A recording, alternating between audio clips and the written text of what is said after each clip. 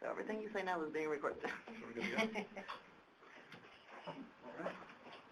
Well, you notice the title is a question mark at the end because it's a hypothesis. I'm a scientist who likes to test hypotheses, and I'm hopeful that you'll be able to give me some feedback as to whether you think the answer is yes or no. And hopefully some people will actually take it out for a test drive and get a more conclusive answer. So you're all familiar with forest inventory analysis a little bit. You know, it's commonly regarded as a basis for obtaining status and change information, and that's what it's most frequently used for. We're now in the process of remeasuring plots, as you are with CBS also, so we can get some change.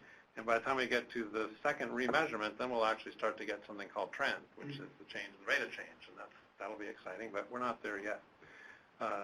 FIA plots are laid out in a rough grid. The land's carved up into strata, and then each strata has a number of sample plots in it from which you can calculate attributes like forest area and volume and biomass and carbon, all that good stuff, and combine them into population estimates, which you can slice up into tables by covariates like forest type or ownership or site class or whatever you care about. We make those available as state reports. You can also custom make your own tables on websites for that. Data has also been used a lot for building remote sensing models and testing and validating remote sensing models and maps. Some examples of that would be the forest type map, National Forest Type Map, GNN products, which you're probably familiar with, and state transition models like what Miles Hemstrom used to work on. With their measurement data rolling in, the scientists are beginning to leverage that information to understand patterns of mortality down in California. There's a couple of us working on that. Also, post-fire analysis, where we go in and remeasure plots after a fire. We've done that both in Region 6 and Region 5. And even evidence of climate change signal occurring, which has been published on by Vicente Monleon and my team. So today we're going to look at a really different use of FI data. And instead of using it only as a rearview mirror to look at what's happened before and try and figure out what the trend is, we're going to leverage it with a growth and yield model, namely FBS, to see prospective futures under alternative management scenarios and states of the world going forward. Now I have to actually find that arrow to click. We designed this to leverage what FIA is good at. What we're good at is real measurements on the ground at actual locations. So this is a sample-based system that represents forest landscapes. It's not a pixel-based system. It's not a polygon-based sample or system. We do have a large sample size, and because of that large sample size, we get pretty robust and representative predictions in most cases. We'd like to see BioSum used for management experimentation to see what conditions can be achieved and for what cost. It's only spatial with respect to where the mills are and the roads relative to the forest. But it's not designed to provide spatially explicit guidance like where to put in a treatment or which stands to treat this year or how to disrupt potentially large fires. You know, it's not that kind of a spatial model. There's other tools that can do that. A note on terms here, a model to me looks something like volume as a function of height and diameter squared, and you have a little equation for that. That's a model. BioSum is software, but I don't consider it a model. I consider it an analysis framework that yards up a whole bunch of models that already exist, including FBS, which in reality is not a model either because FBS has a gazillion models inside of it for calculating everything from growth to mortality to volume and everything else. So BioSum is a framework that I found very difficult to describe succinctly. This definition is accurate, but it falls short of an effective elevator conversation, I think. In a nutshell, it measures facts on the ground as represented on our plots. And then you throw at it as fancy a set of scenarios as you want to develop, as integrated and as numerous. We've actually done a project where we had 130 different prescriptions applied to every plot. I wouldn't go that far in the future. And then we simulate what happens over time with respect to multiple things that you care about. And there's some examples of things that you might care about. And you don't need to care about all of them. You might only care about one of them for a particular project. But it is that flexible of a tool. I've used the analogy of a Leatherman tool because it's that flexible in terms of what it can do because it's built on this plot network of representative plots of the whole forest. The tool was not initially developed for management. It was developed in response to Washington office mandated inventory analysis to support fuel treatment and bioenergy opportunity analysis back in 2002 at the time they did the billion-ton report. My LooseNet team included Jamie Barber, Roger Fike, Glenn Christensen, Clyde Pinjev, and Dale Wireman. And we thought at the time it was a one-off analysis that we were doing, but we've repeatedly found this framework to be compelling and addressing other kinds of questions. And so Jamie provided some seed money quite a number of years ago for the analyst-friendly framework that we're delivering today as software. So now we have a multi-decade, multi-purpose system. The first release is essentially now, it's available online on the web at biosum.info. We've got 4 research projects that are nearing completion, 3 of which I'll tell you about today, assuming there's time for it. And we see it as being far beyond just fuel treatments and fire resilience. We have looked at things like carbon dynamics and how that plays out with different types of treatment and different probabilities of fire. But you could also use the model to look at forest habitat. Anything that comes out of FBS or that you can calculate from FBS using the compute statements, for example, can be used to determine whether your treatment was effective or not, and whether it left the state of the world better than you found it. So I think habitat is one possibility, forest health, and it's certainly good for predicting wood supply, given different assumptions about what kinds of treatments you might throw at the landscape. I could have done this as a build slide where we work through each module separately, but I think we might be here all afternoon, so I think it's best to just put the whole framework up there, and then we can take the time to go through it. So go to the place where it says Start Here. That's where it starts, and it starts with the FIA plot data. So we generally look at the most recent 10 panels of data because that's one full cycle of data, and that's our input. And we take the plot, condition, and tree table out of that data, along with the site tree and the pop tables, as they're called, which basically involve a stratification so that we know what each plot is worth in terms of how many acres in the landscape. That all gets slurped into BioSum, and then BioSum allows you to define your prescriptions. And as I said, you can define as many prescriptions as you want, and we actually arrange those into packages, because I think of a prescription as something you do at a given time in a given place, whereas a package would be you might do this decade, and in 10 years you might do something else. You might do the same thing again if it's grown back enough, or you might wait 20 years. And so a package is a sequence of prescriptions, or silvicultural sequence over time. And you define those all in BioSum, and then you write out the FBS files from BioSum. It's got a module that makes the text files that FBS can bring in through predispose, so you can start playing with it in FBS. Then the really hard job is coming up with prescriptions that you think are sort of generic enough that they might be widely applicable. You know, silviculturists might say you can't have such a thing as a generic prescription. A prescription is specific to what you find on the ground in a particular place. And I was trained in silviculture, so I understand that. But you know, we've got thousands of FIA plots, and we can't really make a prescription for each one separately. But we ought to come up with at least an array of different types of prescriptions that we can throw at it and learn something from how things come out. Hey, can you review how many data points from each FIA plot are actually fed into this thing on average? Well, the plot has a tree list, and some plots are a single condition, in which case that would be one data point. So you'd have a tree list from one location. There's about 10,000 FIA plots in California and another 10,000 in Oregon and Washington together, including the intensifications on the federal land. If you had multiple conditions, then you might have 2 points. So if you have your plot split in half, well, then there's enough area on each of those halves that it probably represents enough trees that you could call it a stand. When it gets down to where you have less than a single subplot, we don't put those through BioSum, because then it starts to get down, well, you got 3 trees. Can you really say that? You can't really interpret much from a 3-tree subplot. Okay. But you don't have time sequence. We're only using the most recent 10 years of data. Sure. So that doesn't mean that you couldn't compare what you get by projecting, say, the first 10 years of FIA data with what we're getting in the remeasurements, if you want to see how good is FBS working and how could we make it better. So that's another use for BioSum. So you devise the prescriptions, and then it's up to you to code those prescriptions in FBS. BioSum doesn't make FBS KCP files. You need to have an FBS smart person that knows how to use that model, and that's not me. I always contract that part out, because it's the hardest part. It's getting the prescriptions to do what you want them to do, often something pretty creative. But you need to make those KCP files to process all those FBS input files that you've written out from BioSum, and set your computer to run for a couple of days until it all cranks through. And then you've got to bring them back into BioSum. So BioSum slurps all the FBS output back in. Any tables that you create in FBS, you know, if you want to make an economics table, if you want to make a structure table, you want to make anything, the summary table, tree list tables, FFE tables, pot fire, all that stuff comes back into BioSum and is available to you when you're trying to define what's an effective prescription.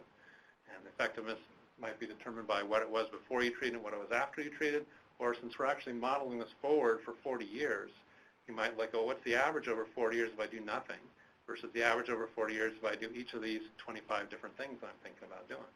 And that's applied to all however many thousand plots you want to run through. So that's the FBS piece. It comes back into BioSum, into what this module is that's called processor. And what comes back in is all those output tables, and then most importantly, the cut list table. And that cut list table then gets processed in 2 days. It goes through basically a merchandising algorithm that bases on what size classes you define and species groups and prices. It goes and figures out how much wood got produced and expands that out over the landscape to how many acres that plot applies to, and how much value got produced.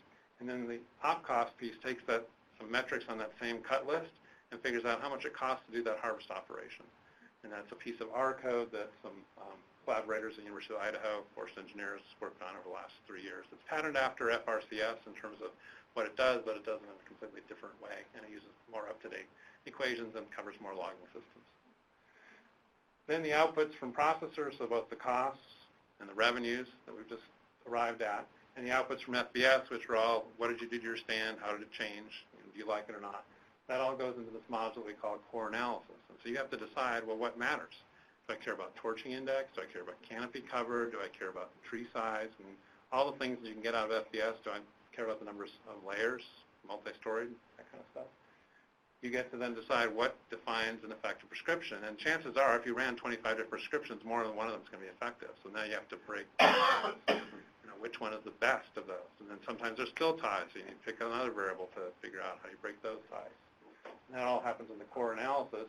And by the way, what comes in on the next part is the quasi-spatial piece, which is where the plots are relative to the mills, because we calculate the haul time from every plot to every processing site, so both merchantable wood mills and bioenergy facilities, and then that goes in to add the haul cost on to whatever the rest of the costs are of doing that operation.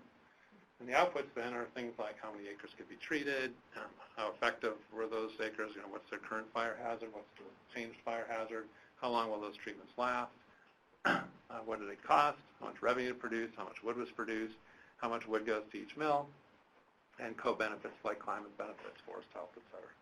So it's really quite flexible, and that can keep track of a lot of stuff, anything that comes out of FBS that you desire. So this is what the model looks like. I'm not going to put the model up because it'll probably take more time than we have, and models crash sometime. No, this doesn't crash. But this is how the data comes in. You download it from FIADB, from the fi.fs.fed.us website. It comes in one access database. You point the browser to that database, and it finds the table names and just brings it all in. It's kind of like magic. Then you define your prescription. So in this case, there's 32 prescriptions on that back window, and then for each of those prescriptions, you define which harvest systems you would use on steep slopes and gentle slopes. At least that's one way of doing it. You also have the option of defining them for a scenario. So for all prescriptions, I want to use this harvest system on steep slopes and so on gentle slopes. Or you can do optimization. The op cost model will pick the cheapest one if you tell it to. So if you don't care whether it's doing cut to length or whole tree or shovel logging or whatever, it'll pick the one that's cheapest if you want to see the results for that. Then you have it create these FBS input files and the KCP files, just by clicking some buttons in here, it makes those. And then you're off to FBS world and predispose and all your FBS simulations. And when those FBS output files have been completed, you come back here and bring the data back into BioSum. In this case, we've got several different variants, the CA variant, the NC variant. We've got, I guess, about 10 different packages that we're running. You can define the species groups that you want to yard up the wood by, so that you might have hemlock and fir in one species group because it's maybe the same price per cubic foot. It's going to be paid for that. You might have pine in a different one. And you can have as many screens of that as you want. So if you want to have 100 species groups, you can. Each species have its own group. Same with diameters. You can have as many diameter groups as you want. If you want to have 1-inch diameter classes, you can. And it'll summarize it all from those cut list data, how much wood in each size class is being produced. And in one of the projects, the biochar project that's being done down at OSU, they really particularly care. They want the 5 to 7-inch stuff broken out because that's material that can be used for biochar, and the stuff that's bigger than that is probably going to have a higher value, and they don't want the tops and limbs because they don't want the bark and all that to go into the biochar. pretty customizable. Then you can assign the prices for each group that you've defined based on the species group and the diameter class. And if it's going to just go into energy wood, hog fuel, you can just put the checkbox. You don't have to put a price on it and just have one price for all energy wood. Maybe your hardwoods that don't have commercial value, those just get a checkbox next to them. And those go into the tonnage that gets taken to an electricity generating plant, if you're lucky and have one close enough by. I said you can define the logging systems at a scenario level, so you can define it here along with some other parameters about minimum sizes and what's the biggest tree you take on a steep slope and all that kind of stuff. Then you have the mills, and so we've got a constellation of mills out there. We've got a database with several hundred of them in the West, and you can say, oh, well, that one doesn't exist anymore. Uncheck the checkbox on that one, and what if this one closed too? And then you can run analysis both ways and see what does that affect in terms of the economics and how many of these acres end up paying for themselves versus not, because now we have to haul it a further distance.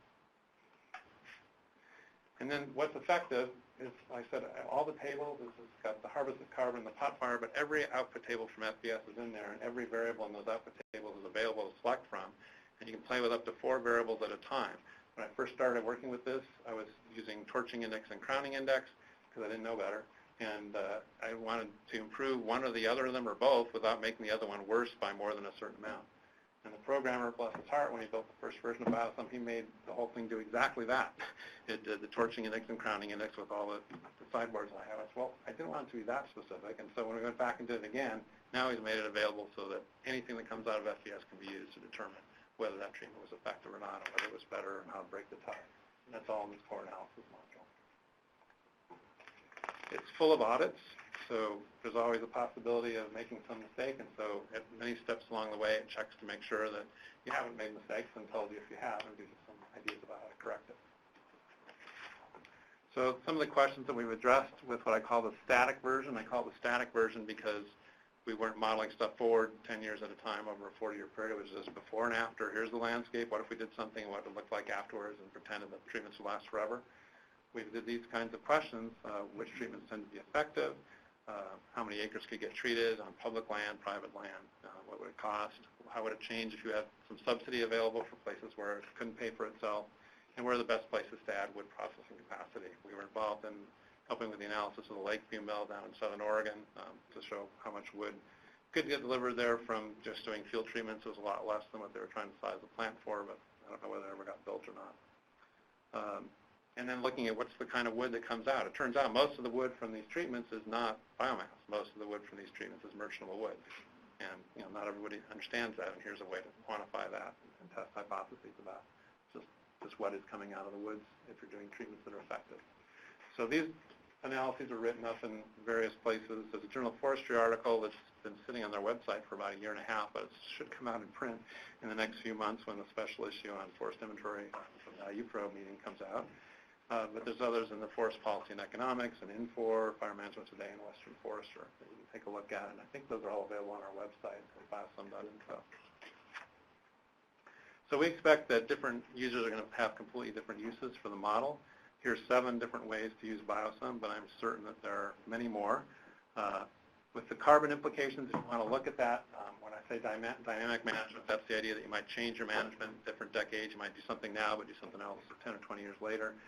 With carbon implications, you want to pay attention to the mortality and harvest that are happening along those 4 decades, but not necessarily rely on the harvested wood products table in FBS or the forested carbon table, because it undercounts important things like harvested wood products benefits. It doesn't count for bioenergy as being a benefit at all. It doesn't account for substitution effects and a lot of other things. So just be careful about using some of the stock carbon tables that come out of FBS, because there are some biases in there.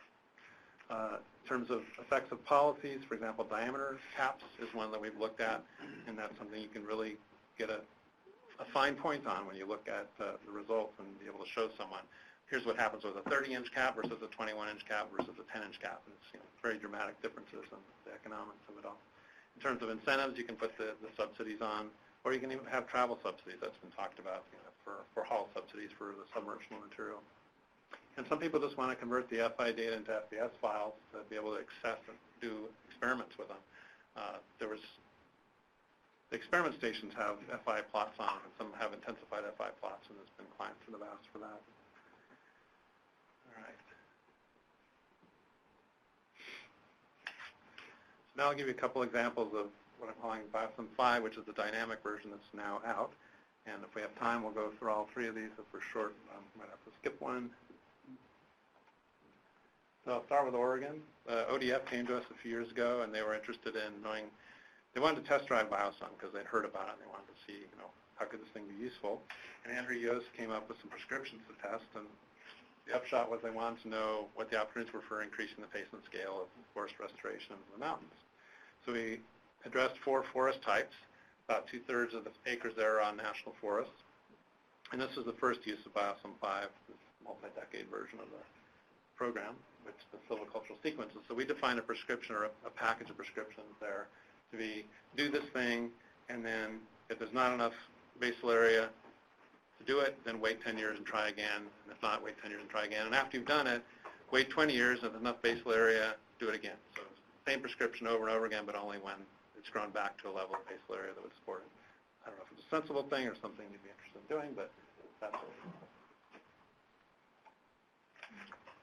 So there were 32 of those, and they mainly differed by what residual basal area was left behind, whether they had a deep BH cap, and if so, how big it was, and then the style of thinning. So there was thin across diameter classes, so evenly across all diameters versus thin from below.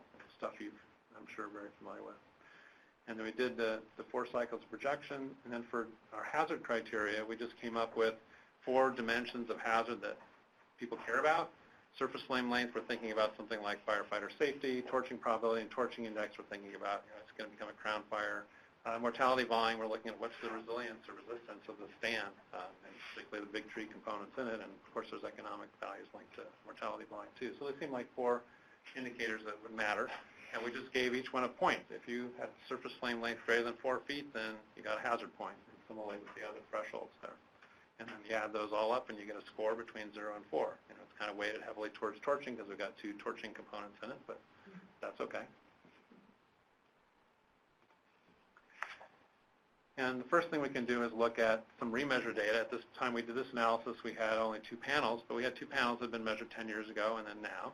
So looking just at those 2 panels to represent the whole forest, we can see that even though 15% of the forest area had some kind of cutting on it, some kind of harvest, and some amount of fire on 3%, there's not a huge difference in the number of acres that are each of those hazard classes. So whatever we're doing, we're not changing the overall amount so much.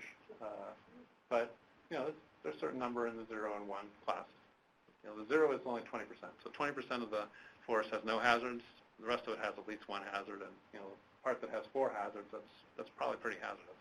This is entirely mountains. Entirely mountains, so both national All forest and private, all ownership. No, it's not. It doesn't make a difference.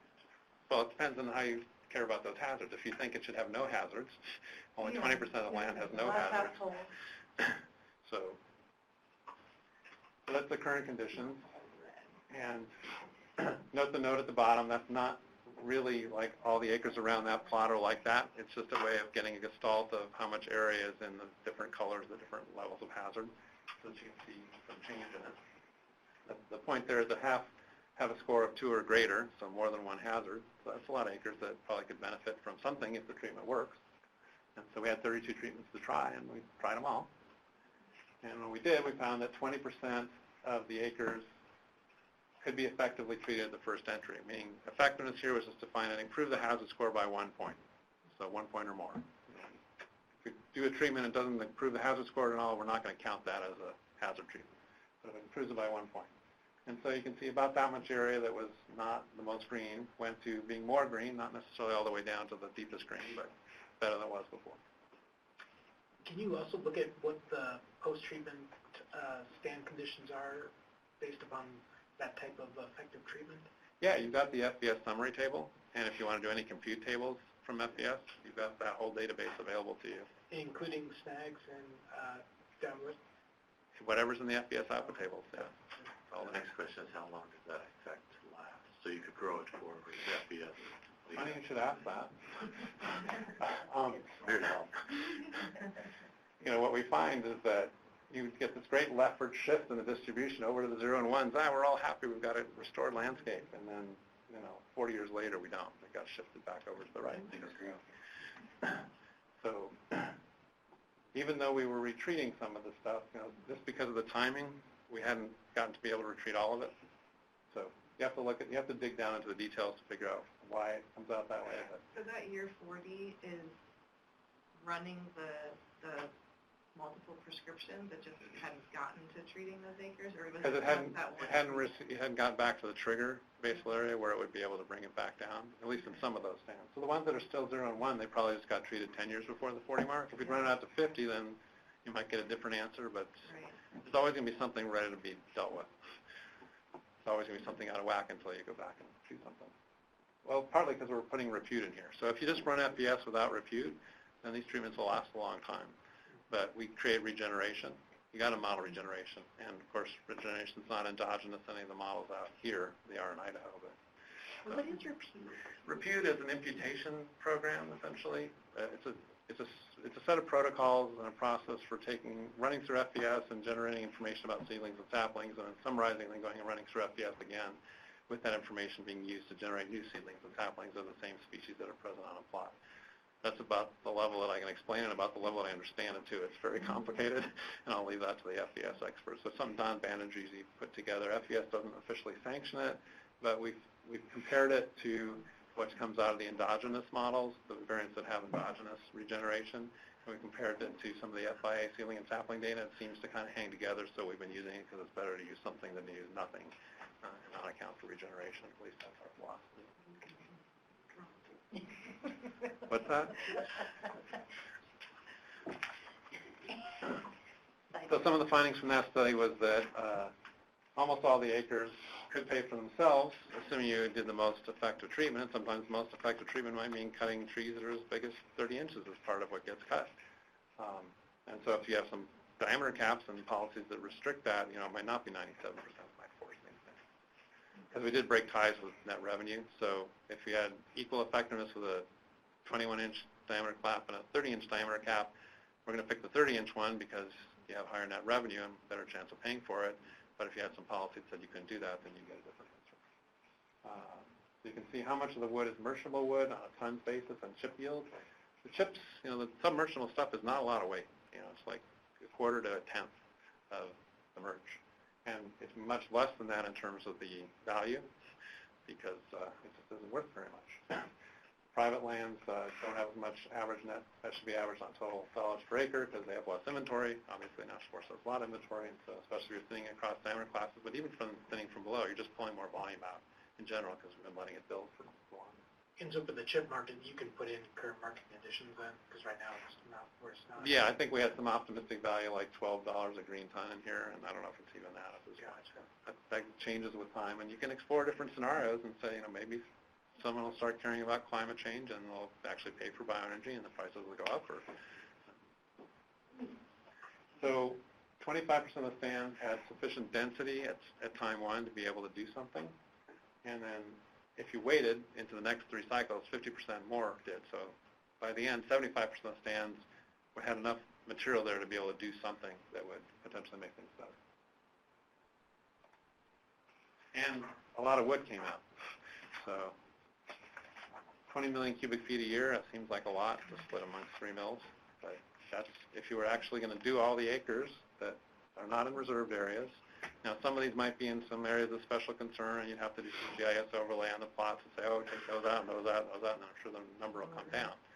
But, if you didn't have all those restrictions, there's quite a bit of wood that could flow out of that, at least over the first decade.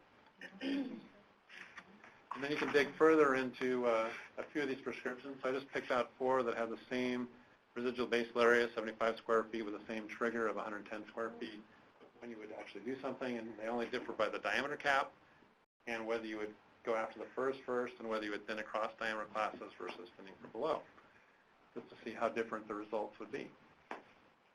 So I repeated the descriptions up in that bottom row there, kind of in a thumbnail, since I don't expect to remember the prescription numbers. But what you find is that all the treatments helped on average. I mean, some stands won't be better off and some will be worse.